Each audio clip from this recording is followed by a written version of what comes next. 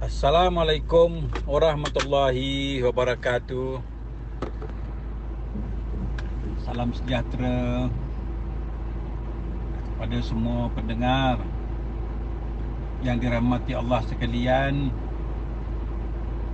Mudah-mudahan kita diberkati Allah Subhanahu Wa Taala di dalam mengharungi kehidupan seharian di dunia ini. Adapun petang ini, sukalah saya ingin membicarakan tentang perkara tentang tajuk mengenai tasawuf.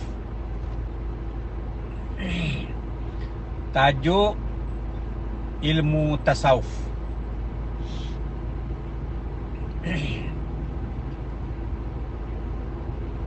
Muslimin muslimat, para pendengar yang dirahmati Allah sekalian, tajuk ini hari iaitu mengenai tasawuf ataupun ilmu tasawuf. Apabila kita bercakap tentang tasawuf, maka ramailah di kalangan kita, terutamanya fahaman-fahaman, tak payahlah disebut di sini, fahaman-fahaman yang baru timbul ini, yang mendakwa ilmu tasawuf ini ilmu yang tidak ada nas, tidak ada semasa baginda Rasulullah. Tasawuf tak ada dalam masa baginda Rasulullah. Sesuatu yang tak ada di masa baginda Rasulullah, barang siapa mengajar atau barang siapa menceritakannya dituduh sesat, dituduh bid'ah, dituduh salah. Semua tak kena, serba tak betul. Jadi sukalah saya menyatakan di sini, benar semasa Rasulullah tidak ada tasawuf. Tetapi saya ingin mengajak cendekiawan-cendekiawan di luar sana, bijak pandai yang di luar sana,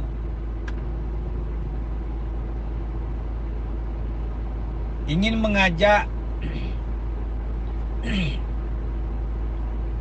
kefahaman tentang apa itu tasawuf.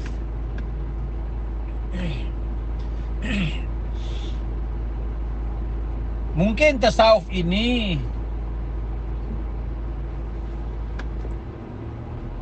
adalah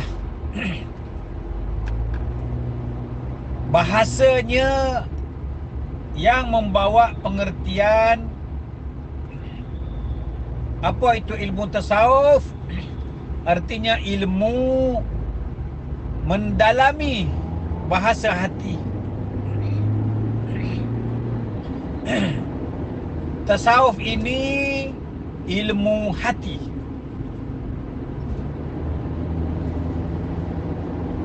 Tasawuf juga bermakna mendalami, mendasari, menghalusi.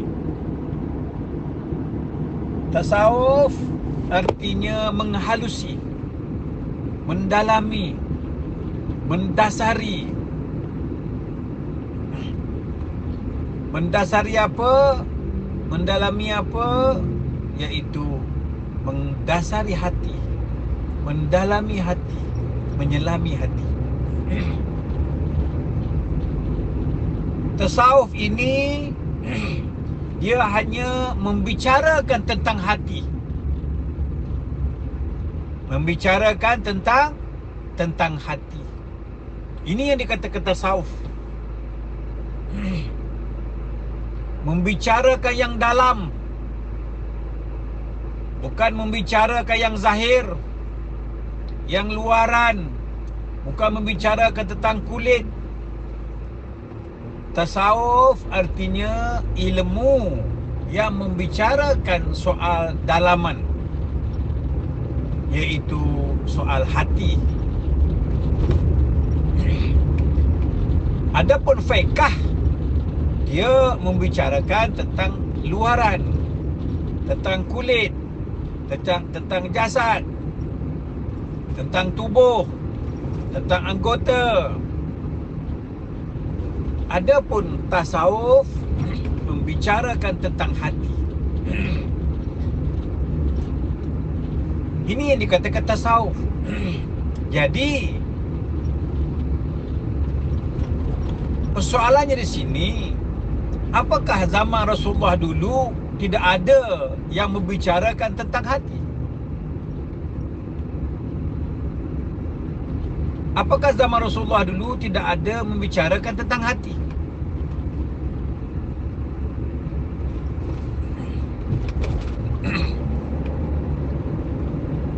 Sedangkan hadis,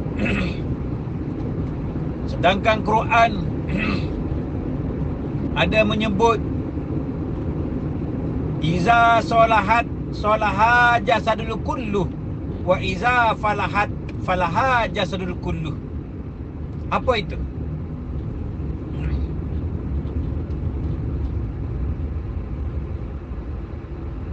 Apa itu? Melainkan wa ilahi qalbi, melainkan hanya hati.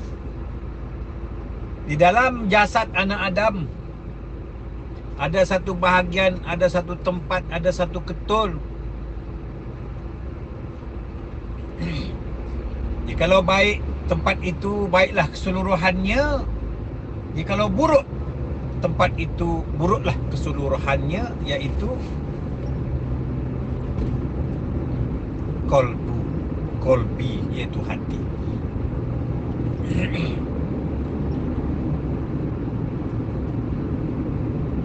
Apakah zaman Rasulullah tidak menekankan soal hati? Tidak mendasari hati, tidak mendalami hati. Malahan di zaman Rasulullah lah ilmu mendalami hati ini, ilmu mendasari hati ini, ilmu menghayati hati ini menjadi satu tonggak, menjadi satu tiang, menjadi pegangan yang kukuh semasa Rasulullah sallallahu alaihi wasallam. Cuma tidak disebut tasawuf, tapi disebut hati. Inilah muslim-muslimat, kita kebanyakan sekarang ini terbuai, terlena, termimpi di dalam bahasa, di dalam istilah.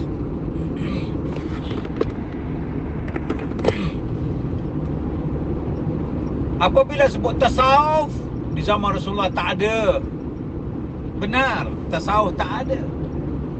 Tetapi apakah itu tasawuf?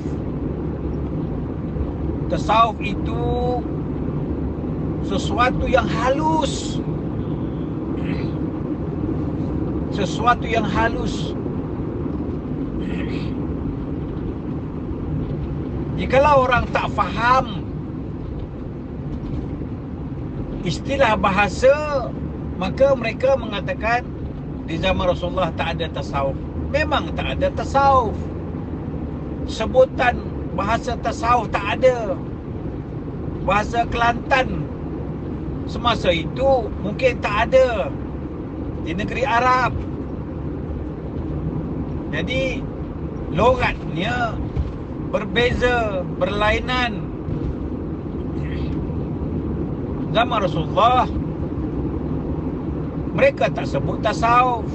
mereka sebut mendalami urusan hati. Mana contoh orang-orang yang mendalami hati, orang-orang yang mendasari bahasa hati, bahasa rohani? Contohnya begini. Contohnya, Abu membuat rumah. Abu membuat rumah. Jadi bahasa fiqh mengatakan yang buat rumah itu orang, yang buat rumah itu manusia, yang buat rumah itu makhluk bernama Abu. Ini suluhan orang fiqh, suluhan orang syariat, suluhan orang yang berilmu hati, berilmu jiwa, berilmu rohani. Beliau mengatakan yang buat rumah itu Allah, bukan Abu. Fiqh pula mengatakan mana mungkin Allah buat rumah? Masakan Allah buat rumah? Yang buat rumah itu Abu. Orang berbahasa hati, berbahasa rohani mengatakan mana mungkin Abu berbuat rumah? Abu itu makhluk mati, makhluk binasa, makhluk lemah, makhluk tak berdaya upaya, tak boleh bergerak sebesar zarah jika tidak izin Allah. La haula wala quwata illa billahil aliyil azim. La tataharraku zarratan illa biiznillah. Tak bergerak pun biarpun sebesar zarah jika tidak digerakkan oleh Allah. Jadi berlakulah perdebatan, tuduh menuduh. Orang fiqh mengatakan Abu buat rumah. Orang rohani, orang berilmu hati, berilmu jiwa, berilmu tasawuf, berilmu mendasari, mendalami, ilmu menyelami, akan mengatakan yang buat rumah itu Allah. Manusia tak berdaya upaya. Jadi berlakulah perdebatan sehinggalah sekarang ini.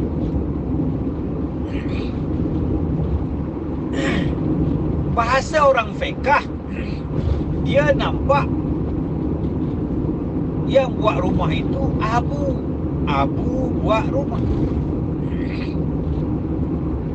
bukan Pak Abu Melaka tu.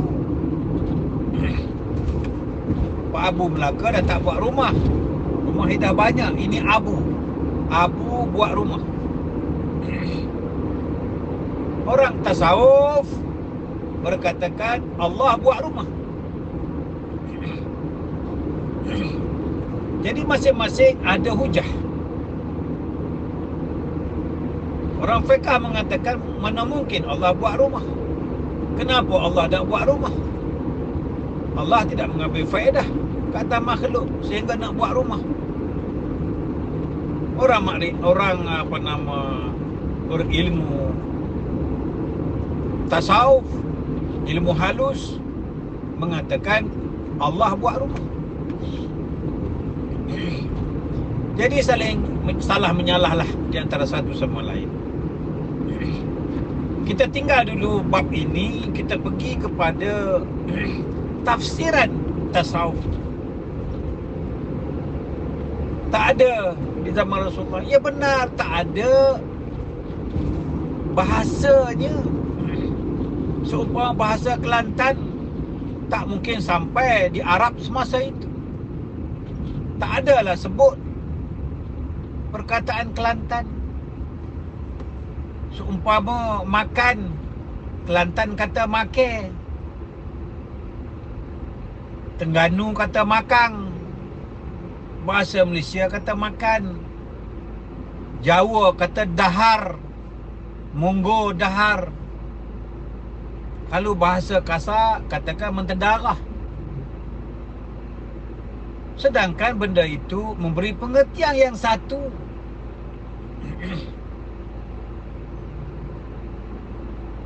Jadi muslim-muslimat, kita jangan terlena dengan bahasa istilah. Mabuk dalam istilah. Ini yang dikatakan sesat dalam ilmu sendiri.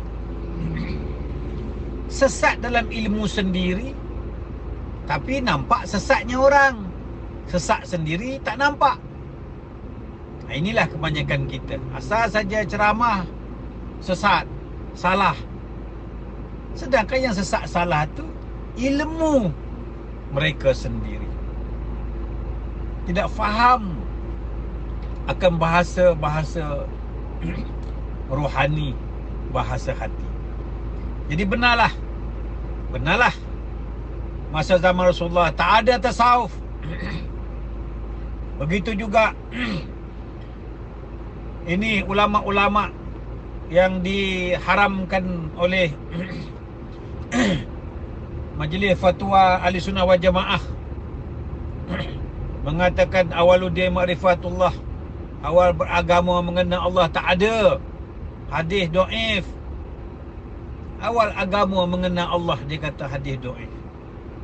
Tak ada zaman Rasulullah.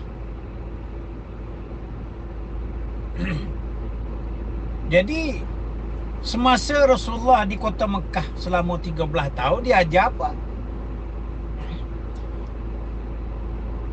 Apakah awaluddin solatullah? Apakah awal agama itu solat? Puasa? Haji? Setahu kita, masa Rasulullah 13 tahun di Mekah, tak ada solat, tak ada puasa, melainkan dia mengajar tauhid, mengesahkan Allah. Apa arti mengesah? Mengenal Allah, mengenal Allah, mengenal Allah.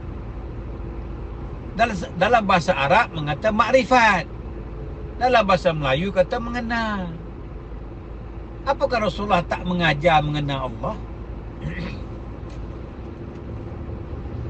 Mengenal Allah saja dhaif. Mengenal Allah saja dhaif.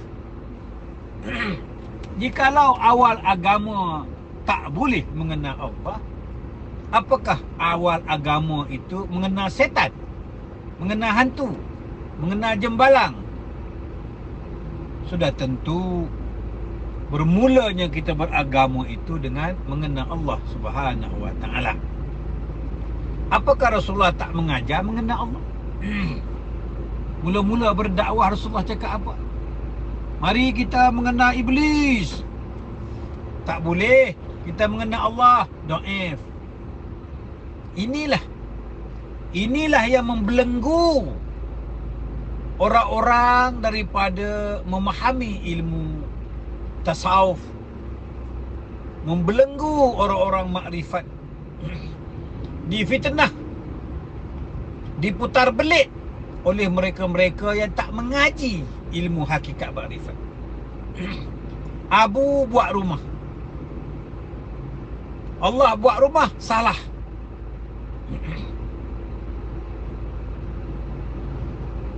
Kalau kita pandang, adakah kuasa makhluk?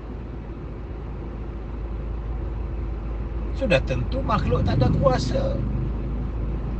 Pergi kepada ilmu tasawuf, Allah buat rumah. Ini pun satu hal juga. Mana mungkin Allah buat rumah? Jadi saya tinggalkan persoalan ini kepada tuan-tuan. Siapa sebetulnya buat rumah? Abu kah? Allah kah? Abu kah? Allah kah?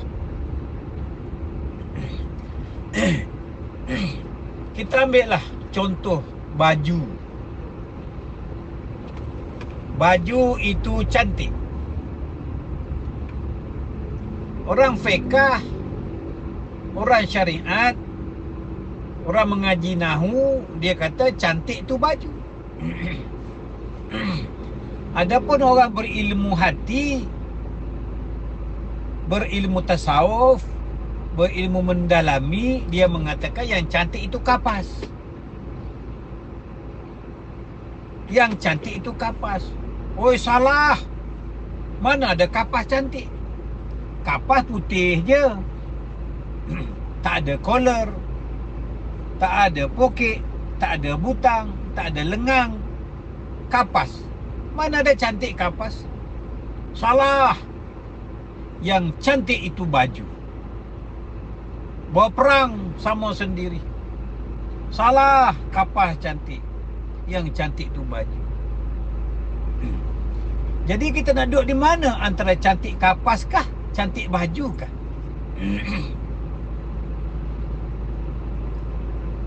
Nak kata cantik baju, ada ke baju? Mana baju? Mana baju? Tetapi orang yang tidak mengaji tasawuf, orang yang tidak mengaji ilmu dalaman, ilmu yang tersirat, ilmu yang tidak diperhalusi, hanya nampak yang kasar, yang nyata, maka sudah tentu mengatakan yang cantik itu baju. Tapi orang yang mendasari ilmu, yang cantik itu kapas. Jadi mana satu yang betul? Cantik baju kah? Cantik kapas kah?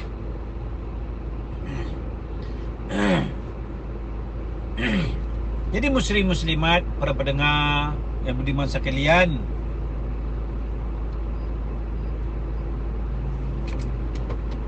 marilah pada hari ini sudah-sudahlah dengan bahasa istilahmu.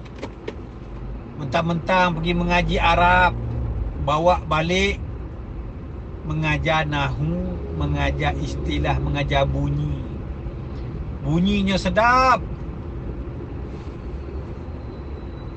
tetapi ianya hanya perbezaan dari segi sebutan. Memang tasawuf tak ada. Tetapi apa itu tasawuf? Tasawuf ini sesuatu yang halus, yang mendasari, yang menunjang, sesuatu yang dalaman. Ini dia katakan tasawuf. Membicarakan yang dalam, bukan membicarakan yang luar. Tasawuf ini, yang kedua, tasawuf hanya membicarakan tentang hati. Dia tak nampak tangan yang bersedekah. Seumpama, ini yang kedua, seumpama tangan kita bersedekah RM50 kepada fakir miskin. Apa orang kata? Apa orang kata orang itu tangan baik ke hati baik? Baik hati ke baik tangan? Cuba. Orang fiqh baik, orang syariat baik. Apabila kita melihat orang menderma bersedekah RM50, apa kita kata? Baik tangan abu. Baik tangan abu ke baik hati abu? Adakah kita baik fiqh ke katakan baik tangan abu? Sudah tentu kita mengatakan baik hati abu. Abu berhati baik. Sedangkan yang memberi duit RM50 itu tangan. Kenapa tak kata baik tangan? Tetapi kita selalu menyebut baik hati. Yang bagi duit RM50 itu hati ke tangan kah? Sama dengan Abu buat rumah, Allah buat rumah. Jadi dalam masalah baik tangan ke baik hati, adakah kita sebut baik tangan, baik kaki, bagi sedekah dengan kaki, baik kaki? Bagilah sebanyak mana pun, kita tak sebut baik tangan, kita sebut baik hati. Bermakna yang memberi itu tangan ke hati? Sudah tentu yang memberi itu tangan. Yang menghulur bantuan tu tangan. Kenapa kita sebut hati? Inilah yang dikatakan bahasa tasawuf, bahasa hati. Ilmu tasawuf, ilmu hati membicarakan soal membersihkan hati, menjauhkan daripada lupa kepada Allah. Ini yang dikatakan bahasa hati. Mana bahasa hati? Mana ilmu tasawuf? Orang yang bersedekah, artinya dia tidak bakhil. Ini ilmu tasawuf. Ini ilmu mendalami, mendasari. Tak sampai hati kita nak mengkhianati orang. Tak sampai hati kita nak pukul orang. Kita tak sebut, tak sampai tangan kita nak sebut orang, kita nak pukul orang. Tak sampai tangan aku nak pukul orang. Kita tak sebut macam itu. Kita sebut tak sampai hati kita nak pukul orang. Tak sampai hati aku nak menganiaya binatang. Ini yang dikatakan bahasa hati. Dia cuma membicarakan soal hati. Tak nak menganiaya sekalipun binatang. Tak nak menipu dalam jual beli. Tak nak berbohong. Ini dikatakan ilmu tasawuf. Saya kira itu sahaja kot. Kita sambung lagi di lain hari. Mungkin ada yang tertinggal, terlupa, teralpa.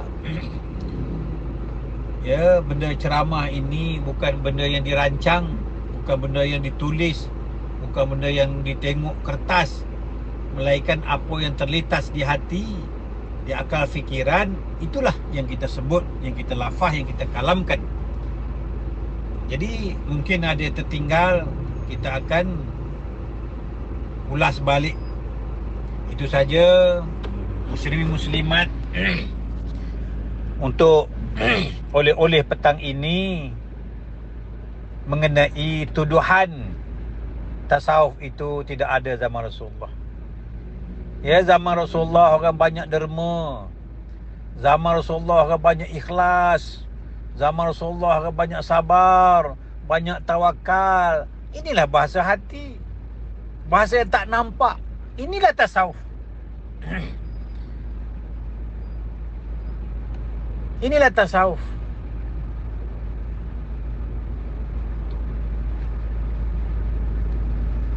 Kita bersedekah. Orang tak sebut tangan baik, orang sebut hati baik. Sebab apa? Sebab tasawuf itu membicarakan soal hati.